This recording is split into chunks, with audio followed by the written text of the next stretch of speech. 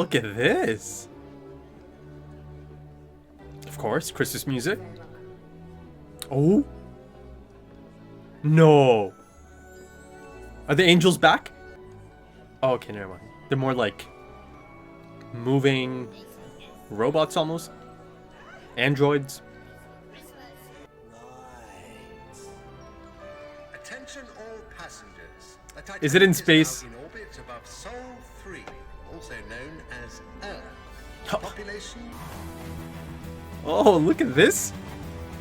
Bit of a remix for the intro. Alright, man. Oh, look at this. Actually looks quite decent. A silent night. Okay, yeah, he's... Oh, look at that tux. Looking sharp, my guy. That smile, man. Feel like they're right there for the taking as an army, right? Merry Christmas, sir. Just doctor, not sir. You enjoying the cruise? Sir Doctor. It's Christmas Eve down there. Late night shopping, tons of people. He's like talking Conco. No offense, but you'll cause a riot because the streets are going to be packed with shoppers and parties. Whoa. Empty streets. Where's everybody gone? Oh, scared. Right, yes. That man looks so familiar. I feel like I've seen him. To show the people of London and the world that there's nothing to fear. Oh, no. Bless her. Yeah. They're really drawing our attention to those. They're present in every shot in the background. Great shot. Has anyone checked the external shielding? Information. You are all going to die. From our family. Max. Oh no. What is it? What's wrong? It's out there, isn't it? That's my ship over there. Yeah, that box. That little blue box. That's a spaceship. Once it's set adrift, it's programmed to lock onto the nearest center of gravity. And that would be... Earth. the Earth. What are you doing? I'm ordering. Whoa. Stop it. Look at that. Transformed to the devil. If we hit the planet, the nuclear storm explodes and wipes out life on Earth. Whoa. Well, that's quite the iceberg, isn't it? And who the hell are you anyway? Oh, there's that look. Doctor, I'm a Time Lord. I'm from the planet Gallifrey in the constellation of Cerberus. I'm 903 years old, and I'm the man who's going to save your lives and all 6 billion people on the planet. I feel like I've seen a film like this before. Poseidon, I believe it was called. Look, can I just call you Banner? It's going to save a lot of time. No. Banacathalata. Banner Cafalata, there's a gap in the middle. See if you can get through. No! That reaction though. Saved you some. You might be a time king from Garibee, but it's done it till you. Time King. This Christmas thing, what's it all about? Long story. Yeah. No, I was there. In the last room. The shuffles. Space shuffles. Just a copy of this degree in economics. Where's it from? Shuffles. Okay, next room.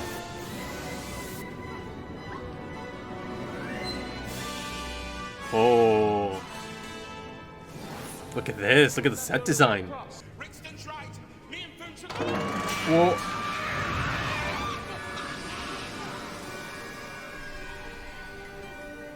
No. I told you! He's gone. That was so jarring. Just happened like that.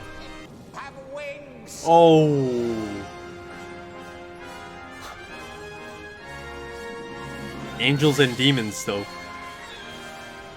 Banacathalata. Fireball. Right? There you go. Oh, Banner Cafalata, that was brilliant! Oh. That took a lot out of him, didn't it? Hold on, override, loophole. Security protocol 10. Foon might do something. 21. There she is. You're coming with me. Oh. No more. Doctor's had enough. I'm sort of unemployed now. Uh-huh. Oh? I was thinking that blue box is kind of small, but I could squeeze in. Can I come with you? Yeah, I like that. But is she going to survive this? What if she ends up dying here? See you later. Oh, yes. Maybe not. And stowaways should be arrested and taken to the nearest figure of authority. Whoa. I reckon the nearest figure of authority is on deck 31. 31, yep. Take me to your leader. Take me to you. I always wanted to say that. Okay, who's down here? Is Max himself down here, maybe? Power and the money hide themselves on board like this. Max. No, 'cause My name is Max. business is failing, and you wreck the ship, so that makes things even worse. Oh, yes! Insurance? My own board voted me out. Ah. Stab me in the back. If you had a back. So, because Max Capricorn is a loser, Whoa. I never lose. you can't even sink the Titanic. Oh, but I can, Doctor. She's gonna die, isn't she?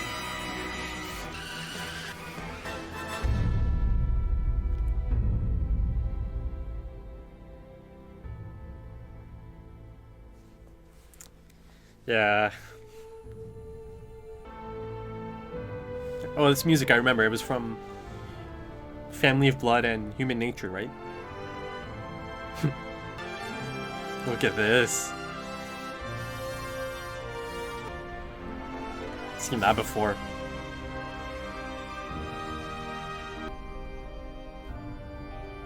Ah, fly.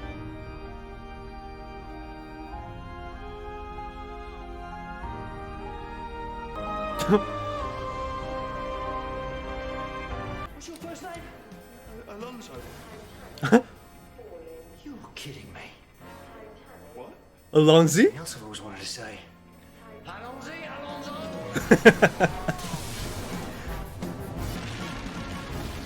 It's not gonna crash. Something's gonna happen.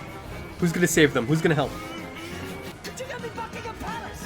And as dawn rises over Great Britain, it No. seems that this year. Don't you dare, Uranians! Don't you dare! Look at this. Thank you. Happy Christmas. They actually cast someone as the queen. Stop me falling. Now you can travel forever.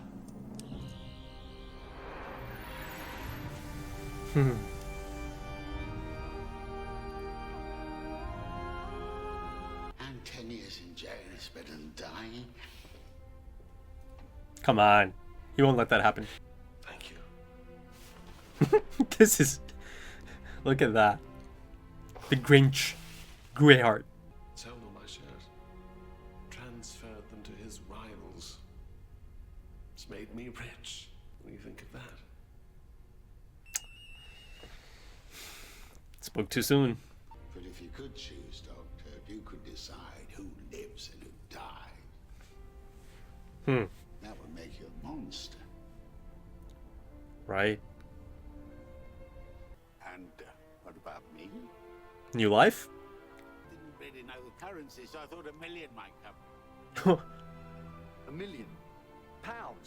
Were enough for trinkets? Oh my God! Oh my goodness me!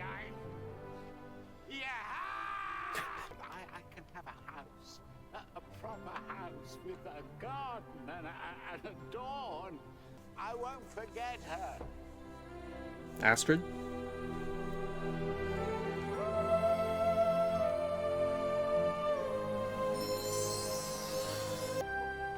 Merry Christmas, Mr. Copper. Right then, back at it. Great little standalone episode. It was a fun episode, that's for sure. Though I do feel like it didn't need to be this length. I believe it's like an hour 10 minutes, maybe even longer, a bit longer than that. I think it could have been the usual length, 45 minutes, maybe 50 minutes. But I know it's a Christmas special, and those tend to be a bit longer. That ending, that was a great ending. Mr. Copper, that got me misty-eyed. I was choking up a bit. It really is such a feel-good ending. I mean, there's a lot of death. There's a jarring amount of death in this episode. And it happened so suddenly, like it snuck up on me throughout the episode, especially that first death. Foon's husband dying first, just steps off, steps on something a bit unstable, and he's gone just like that. And then of course that kept following up, right? More death throughout the episode. So yeah, again, a dramatic amount of death actually in comparison to the usual Doctor Who episodes, right? One by one, these characters kind of fell, though of course there's a few survivors. And then of course Rixton, I kept thinking throughout the episode that he's gonna catch his karma. He's gonna get his, but no, he actually left the situation quite handsomely, right? Ends up being rich, even richer than before, right? So yeah, in that sense, it kind of grounds it in reality, that sometimes people like him, they just keep going from rich to richer, they just keep kind of going up and up, right? Up the ladder, falling upwards almost. It brought together a unique set of people, a group of people coming together in this, perhaps, essentially it felt like a disaster film, didn't it? Doctor Who plus disaster film, and it made for quite a good combo for a standalone episode for sure. And yeah, it really reminded me of Poseidon. Now, I was talking about the remake, but I've seen the original as well. But yeah, it had a really similar feel to that. And in that sense, they really sold it. The set design really sold it, that you're on this massive cruise liner, space cruise liner, that is. So yeah, it felt like a good chunk of the budget was allocated to this episode, perhaps. Yeah, it certainly felt like I was inside this luxury cruise liner. I mean, I felt like they were in it, and it didn't feel cheap. And even the CGI in this episode, especially some of the exterior shots of the Titanic in space, yeah, I thought that looked quite decent. I mentioned the great group of characters together. A thing that I really like about this show is that they're great, or the writers, or the writing of the show, is that they do some great one-episode characters for sure. And of course, there's a handful of standout characters. Of course, Astrid, who easily could have been the next companion. She had all the makings of the perfect companion, right? That's essentially they set that up, and that's why it kind of hurt, right? Because it was too good to be true. She has no attachments. She's ready for this lifestyle. She also happened to be blonde, and in that sense, she actually did remind me of Rose a bit, for sure. She was kind of in a similar situation as Rose. Rose said that she was at a job that she didn't really care for much, right? A dead-end job, perhaps. Similar situation here for Astrid. Now the name Kylie, I know she's some sort of pop star. You'll have to forgive me. I know she might be massive, but I just don't know enough. But I know the name. I know the name for sure. So that was her, right? So I suppose it's a guest appearance. So in that sense, it was never going to continue on, right? As her being the new companion, even though she was perfect for that. And notice how this time the Doctor was open to bringing on another companion, quite quick this time, right? Again, that's all because of the separation from Martha. It wasn't even close to the same separation as Rose. That one hurt for sure, right? That one was abrupt. That one was a bit of a bookend. He's not going to be able to see Rose ever again, and yeah, that one hurt. So he carried that throughout series 3, didn't he? And in that sense, I can't see them doing a similar thing in series 4. Like they already showed us, he has moved on. That he's not going to have this lingering thought of the past companion, and again, that's because Martha, the ending for Martha and how she separated, it was definitive. There's nothing there's no bad feelings. They understood each other. Or at least Martha understood the situation, and she told the doctor how it is. So yeah, I don't think season 4 is going to tackle that same issue of him kind of going through the whole series, just bringing up Rose and thinking of Rose in front of the other companion. Can't see that happening. But yeah, going back to some memorable characters, Astrid. Even though Rixton was bit of a stuck up asshole, he was still a great character, right? If every show had really likable characters, really good people, then it would be a bit boring, right? You need these kind of characters. These kind of characters make things interesting, especially in a group of characters. You need a unique set of characters and traits that kind of bounce off each other. Because if they're all the same, then there's nothing interesting going on. But the fact that they are also unique and different, and they kind of butt heads and kind of bounce off each other and bring their own unique backgrounds and skills perhaps to the situation. I really like that. And even in the beginning, they did a great job of establishing them one by one.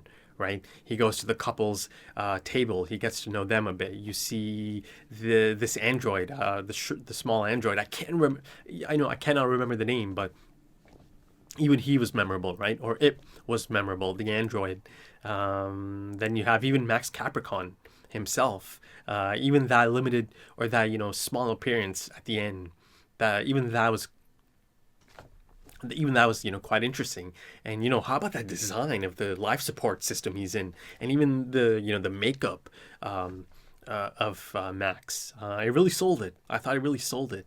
Right from the beginning of the episode, the moment they show you a ship named the Titanic, and of course they set that up in the finale, series 3 finale. The moment you see a ship titled or named the Titanic, they've immediately set up that this is only going downhill from here. Unlucky name, right? I think the doctor said something like that during the episode as well. And it certainly goes downhill, right? And I really like this concept of, again, it was textbook disaster film concept, right? They're going room from room trying to survive, and of course they're losing the members of the group one by one. Some sacrificed themselves, some actually I think all of them sacrificed themselves, right? The couple, of course, her husband kind of had just an accident, but her wife, again, maybe she thought she cannot live on without him, and she also did help them. She sacrificed herself to take out one of those hosts. And how about the hosts? For a split second, I thought even they, I thought I'm about to see the angels again from Blink, but then really really quick they established that these are not statues, these are androids. But they certainly reminded me of the angels from Blink. And in that sense, there's some great imagery in this. There's that one scene or one sequence or one shot of them kind of turning, and then he takes off the halo, and now you see the two horns, right, instead. So I thought that was a great depiction of angels and demons. And speaking of imagery, there's that shot of the angels kind of flying, right, and the doctor in the middle, taking the doctor to the top. Great shot there. And speaking of the doctor, there's certainly a darkness in this doctor, right? And they've established this from really early on, and that darkness, I think it's grown since since he left Rose, and now Martha's departure as well. Of course, there's that goofy, playful side to Tennant's doctor, but then they've really made sure to establish this dark side. And in terms of stunning imagery, how about him and those raging fires behind him, right? This is after Astrid dies. The wrath of the doctor, That's a bit of a reoccurring theme now. You know, even in the last Christmas special, one of the shots that stuck out is Donna looking up, and you see the doctor, and the fire's behind him raging, right? So there's certainly a darkness there. There's certainly there's certainly that side to this doctor, and I've seen it. You know, I saw it with the Family of Blood, right? That look. There's that look he has on his face from time to time, right? And he had that look once again. And you know, speaking of looks, and a different type of look, he also has that look of sometimes, you know, he'll be really down and he'll be sad. It'll be a somber look, but he doesn't need to say anything. You know exactly how he feels, and that comes down to Tennant's acting. You know, that look in his face, how he's able to emote and not say anything. It was the same in The Girl in the Fireplace. In the ending of that episode, as he finds out that it's too late, she's moved on, and he's at the control panel of the TARDIS, right? And he's got that look on his face. He had the same look here after Astrid died. And, you know, even though it's a bittersweet moment, you know, for Astrid, her ending did have a bit of a beautiful ending as well, right? Bittersweet, again. Now she gets to fly and be in the stars, or be in the skies forever, right? For eternity. That was the thing, right? She has this sense of adventure. So that's one of the reasons she would have been such a great companion. Things that could have been, right? So yeah, you know, I haven't met the new companion just yet. Just like the last Christmas special, Donna wasn't the new companion, but you know, she was a great one episode companion. Ooh, I loved all the, you know, the running themes or the callbacks in this episode. Of course, is that, you know, running theme of London and Christmas and alien invasions, right? Or alien attacks. So let's see how long this goes on for.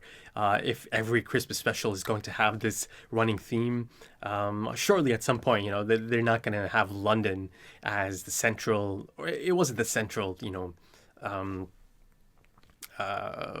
focus of this Christmas special, but they did end up in London a few times, especially the ending as well, right? Mr. Copper gets to, you know, start a new life in London. And then, of course, Alonzi, Alonzi. That's one of the, you know, that's one of the great running gags of the show so far, or Tennant at least. Also, there's a new intro. I thought it was quite decent. This remix of the intro, I was rocking out to it. So let's see how long this intro lasts. Is it here just for series 4, or is this the new intro for the next few series? And also, you know, that moment the doctor, this is around the time Rixton kind of, you know, asked the doctor, he's like, who the hell are you? Like, who put you in charge? I love that moment as he turns around and he just establishes, I'm the doctor, I'm a Time Lord, I'm from Gallifrey. I just love that scene. And, you know, once again, Tennant, you know, there's this moment as he's on the Titanic and he's in his tux. And he's looking around, and it's a shot of him just kind of taking it in, and you know, that smile on his face. You know, to see David Tennant smile is one of the nicest things there is. Honestly, the moment I see him smile like that, it makes me just happy. It makes me smile. I really do love this man. I love this actor. I've got quite the attachment to him. And also, there's quite a poignant line of dialogue, right? Mr. Copper said something right before they transport to London. If you could choose, if you could decide who lives and who dies, then you would be a monster, right? I think that's a line of dialogue that should be kept in mind, or I am going to keep in mind. I think that could play a role down the line, right? I just felt, and you see even the doctor's reaction to that. Yeah, you know, something to keep in mind. I think that's about it. But last thing, once again, I do have to mention the incredible music. Murray Gold. It's just phenomenal. It really is. There's so many amazing tracks, even in this episode. Some reoccurring tracks that I've heard before and some new music. Oh, man. You know, I'm going to have to... Now, of course, I have to be careful of spoilers. But yeah, you know, at some point, I need this entire soundtrack. For sure. For sure. This is just incredible. It's easily become one of my favorite scores of any show. So yeah, once again, one of the standouts of the episode is Murray Gold's incredible music, and I'm so excited to hear more of it and new tracks. Like I mentioned Ramen Javadi, right? One of the things that was so exciting about Game of Thrones, beyond the actual story itself and new actors and new plots. To me, one of the most exciting things about a new season of Game of Thrones was new music from Ramen Javadi. I anticipated that just as much as the show itself. Sometimes it was one of the things I anticipated most about the new season, to finally hear the new music he's composed for a new season. Wow. So yeah, I'm, this music, Murray Gold's music, now I'm, getting on the same level as that. Now every new episode, I'm looking forward to new music. And his new tracks that might come in. So yeah, Murray Gold, incredible music. I'd say that's about it. Now, if you enjoyed that, consider dropping a like. It only takes a split second, and it helps the channel grow, and it helps this get noticed by other Doctor Who fans. Consider dropping some comments. Give me your thoughts. Always a pleasant experience to check out some of the comments from you guys. Once again, some of the most respectful and some of the most knowledgeable people on YouTube, I'd say. My experience with Doctor Who fans has been just fantastic since I've started the show. If you're interested in early access to the next episode right now, and that is the Series 4, Episode 1, the season premiere, consider checking out the Patreon page. And in doing so, you'll be supporting the channel. Again, it's just an option if you're into that. And also there's full-length, timer-based full-length if you're into that. So check that out. And I should mention that my source for all of the series is the Blu-ray. There was it was brought to my attention that sometimes it doesn't sync up perfectly or it goes out of sync. Now, it appears that some of the sources are different or they're not the exact same runtime because of cuts, perhaps, So I should specify that my source is the Blu-ray, and it's going to stay as my source for the rest of the series. So yeah, I'd say that's about it. There it is, the transitional hinge from Series 3 finale to Series 4 season premiere, the Christmas special.